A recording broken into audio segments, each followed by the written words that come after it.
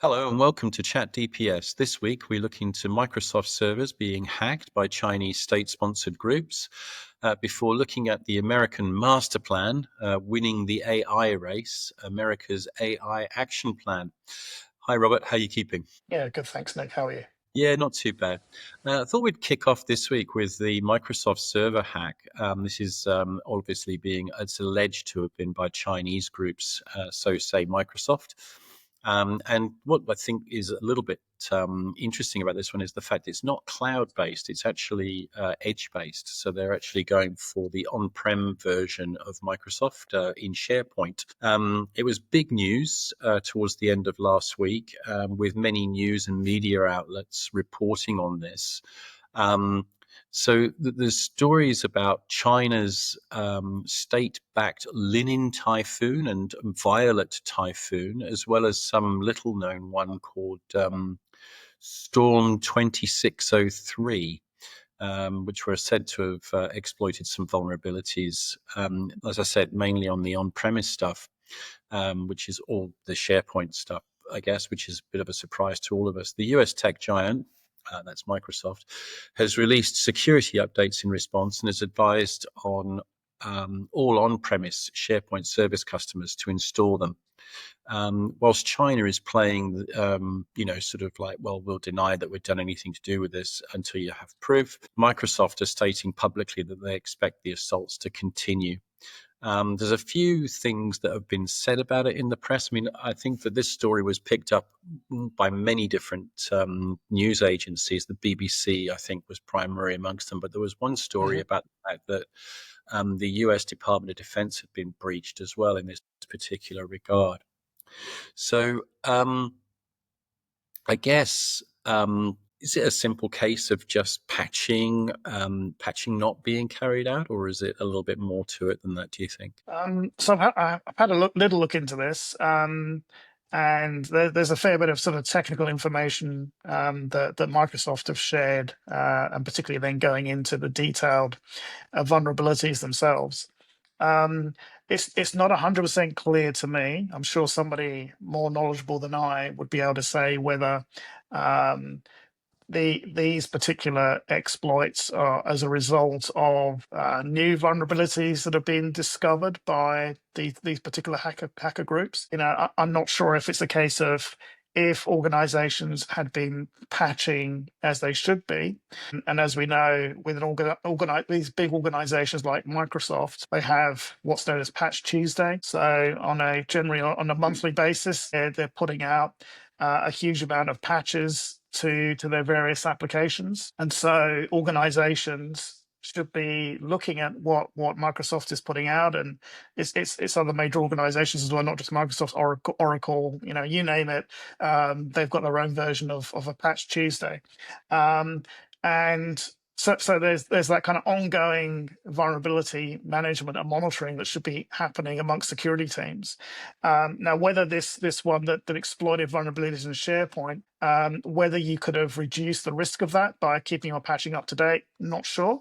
But I guess probably the key point is that when this vulnerability was exposed, Microsoft put some critical patching updates out there within a day or so of these exploits becoming known. So I guess there's two things there. There's ongoing patch management, like I said, so that needs to be happening on a monthly basis. And I think we've talked about this before. It's something which can be quite resource intensive because as an organization, as you see these patches coming out, you have to actually do an assessment and figure out how does it apply to my organization, and then you've got to probably prioritize them as well. And then they have to go through a process of being tested, and they've got to be pushed through a number of environments before they make it into production. So there's quite an intensive amount of assessment needs to be done, and then security working hand in hand or passing it over the fence to IT operations, then pushes out that patching. So it's a significant piece of work that has to be done. And then, separately, when you have one of these critical issues come out, you have to be able to respond very quickly and do that same sort of process of assessment, testing, and pushing it into prod as soon as possible, so you can fix a critical vulnerability. So that's at the operational level, and then I guess at the governance level, you have to be asking questions from a risk perspective. How am I managing my ongoing patching to mitigate risks like this? And how when there's a critical vulnerability, do I manage that in terms of when a critical patch comes out, how quickly do I put that patch in place to then close out that particular vulnerability? And then I guess thirdly, how do I make sure that I haven't been exploited by one of these particular hacker groups, and then they're not already in there? How do I make sure that that hasn't already happened? So there's that kind of incident management type response as well. And so the questions I'll be asking from a governance point of view, from a risk point of view, is how do all those processes work, and how have they worked in relation to this particular SharePoint incident? Yeah, I think it is about discipline, isn't it? And it's also actually understanding the nature of the update a little bit. As you said, you've got to go Yeah. through those processes to actually understand, whether this is a critical one. People don't, necessarily update in every language because it's not, they don't need to. But I mean, it's there's a lot in there to take on board. You're right, and it's filtering all of that stuff and actually prioritizing that at a board level, to be able to say, look, this is really important to the business, and we really do need you to be on your mettle and on your guard and making sure that this happens as a discipline within the business. Yep. I guess moving on, what exactly is the plan in America for AI? This is an interesting question that we've kind of come up with. There's been some interesting articles that have been put out in the week. There was one particular one on LinkedIn, and it's been focusing on the new plan for AI in the US. So what's in the plan? 93 federal policy actions aimed at boosting AI innovation, compute infrastructure construction, and export capacity. Complete repeal of the Biden-era guardrails and incentives tied to diversity, climate, or safety standards. Requirements that federal AI procurement only fund ideologically neutral models, whatever this means. I mean, what does that mean? Strong push for international adoption of American AI. So it just seems to be a balls out look. It's not about safety. It's not about security. It's just about getting code out there really, really quickly and making sure that the rest of the world starts adopting American AI as quickly as possible. And hey, don't worry about the security because, we've got this covered. Cloud proliferation was an American thing. AI proliferation doesn't look as if they've got it captured at this moment in time. Is this a sort of like a cry for help? Cry for help. I don't know about that, but I think that kind of America first, we're number one kind of attitude is stamped all over this particular document. So yeah, here we go. Winning the race, America's AI action plan. It's a little bit like last week when I went through CPS 230. It's only about 20 pages, but there's some pretty big things in here. And look, it's just a plan. It's been backed up by some executive orders, but it's not law. So again, the devil's in the detail, and it's an interesting read. I mean, you've got to kind of like not get triggered by some of the wording in here, and obviously it goes hand in hand with I guess the current attitudes of the current administration. But I guess bottom line, if you can be objective about it, you take the view that, look, the current administration's there for at least another 3.5 years, barring any major disasters, and 3.5 years in the time of AI is probably a lifetime. So it's quite interesting. It's based around 3 pillars. So the first pillar is called Accelerate AI Innovation. The second pillar is called Build American AI Infrastructure. And the third pillar is called Lead in International AI Diplomacy and Security. I guess the executive summary, a little bit like you touched on, Nick, is that it's all about taking regulation away. And the focus is really very much pro-industry. Not too much focus on the individual and privacy and law, Um, it's basically set up like a space race or a war, and it's a war or a space race between the US and China. That's the way it's actually stated, and it's all about trying to make sure that the US is number one, and everyone follows the US. So that's how it's kind of framed. And I guess at times it can be a little bit scary when it's kind of framed like that. But I mean, there are some kind of interesting things in there as well. So look, if I'll go through some of the highlights that I've sort of ticked off. So under that first pillar, which is accelerate AI innovation, just reading out a couple of things. So one of the recommended policy actions is to launch a request for information from businesses and the public at large about current federal regulations that hinder AI innovation and adoption, and work with relevant federal agencies to take appropriate action. So this is deregulation. This is repealing stuff. This is putting laws in place that, as you said, Nick, remove the guardrails or remove a lot of the guardrails, because it's all about being number one in the AI space race. And so anything that's going to block that has to be out of the way. And the second point that kind of jumps out was similar sort of thing. They're looking to work with all federal agencies to identify, revise, or repeal regulations, rules, memoranda, administrative orders, guidance documents, policy statements, and interagency agreements that unnecessarily hinder AI development or deployment. So yeah, it's like, get out of the way. We've got to push ahead, and the only way to win is to do things, break things quickly and move on. So that's what really the innovation stuff is about. Now, in terms of like encouraging things, just like trying to pick out something, there is something that says encourage open source and open weight AI. And so just picking out a paragraph here, we need to ensure America has leading open models founded on American values, whatever that is. Open source and open weight models could become global standards in some areas of business and academic research worldwide. So this is quite interesting. So at the moment, many of the key and leading models are closed. So when you use OpenAI, ChatGPT, you don't know how that decision is being made. Whatever you're prompting and whatever that output is, you don't know how that decision is being made, because it's essentially a black box. So there is encouragement for open source, open weight. So this is like allowing people to actually understand how the model works, and so that's something positive. Amongst everything else, there are some positive things in there. So that kind of touches on innovation. There's a whole bunch of stuff in here which I won't dwell on.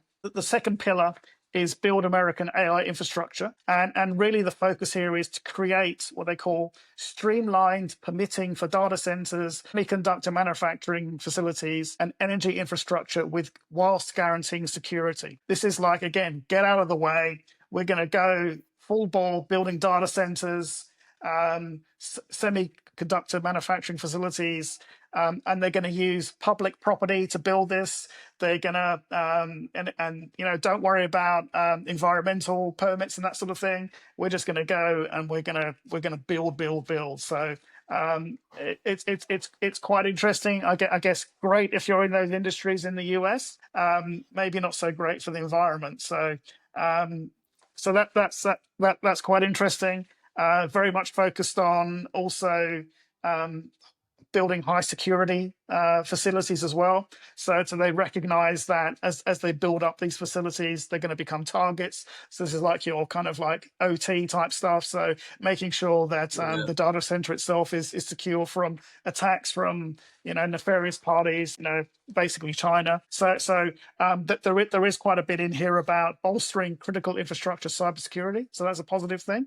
So they talk about all use of AI in safety critical or homeland security applications should entail the use of secure by design, robust and resilient AI systems that are instrumented to detect performance shifts and alert to potential malicious activities like data poisoning or adversarial attacks. So I mean, that sort of stuff is good, but again, it's very much focused on hey, we're building a lot of stuff, we're trying to win the space race, we understand that we're likely to become vulnerable, so we need to have some, real resilience in here. So the resilience stuff is good.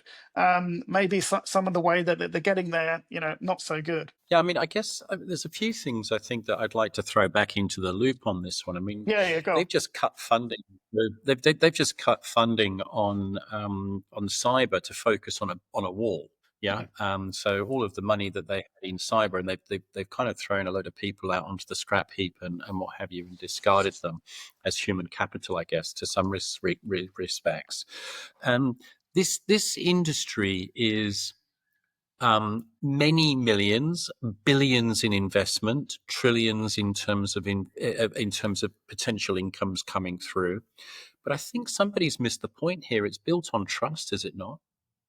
I mean, Yeah, and they've already yeah, got trust issues with regards yeah, to the cloud. absolutely. I mean, Yeah, sort of yeah, like the data sovereignty and all the other bits yes, and pieces. And it yes. doesn't. It just seems to me to be ill-conceived in that they've sort of like taken, oh yeah, there's a great opportunity here, and just belted down a particular path and gone, right, okay, this is what we're going to do, and this is how we're going to do it. Yeah, We're going to make it easy for everybody. yeah. But the regulation side of it has just been tipped out of the window. Yeah, absolutely. Yeah, well, like I say, it's all about it's the space race. It's the AI space race, US versus China, and everyone's got to get out of the way in order for the US to win. Now, I mean, just to kind of add on, and I'll just kind of finish with the third pillar, which was, and this touches on what you just said, Oh yeah. which is lead in international AI diplomacy and security, which is all about and given the recent track record on diplomacy, it's going to be interesting to see how the US goes with this. But Lack of. some of the key points are they want to export American AI to allies and partners, and they want to counter Chinese influence in international governance bodies. So again, it's very much set up. It's like you're either with the US or you're with China. It's like there's no third or fourth way. Other nations are also developing their own large language models, which are sovereign, which are publicly funded, which are open sourced.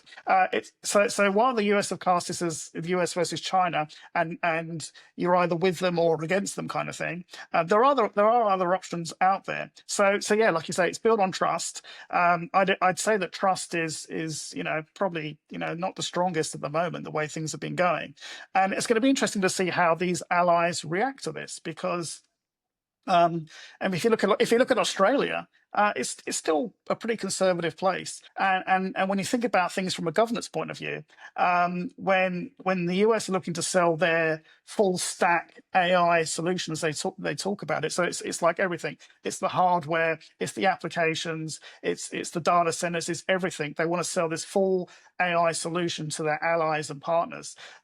You've got to be thinking from let's look at it from an Australian centric point of view. What guardrails do you want to actually put in place? And are you willing to accept all of this data going off to the US? So look, it's good that they talk about the open source side of things. And there might be some interesting products that kind of come out of that, which allow, say, Australia to create a sovereign-based product.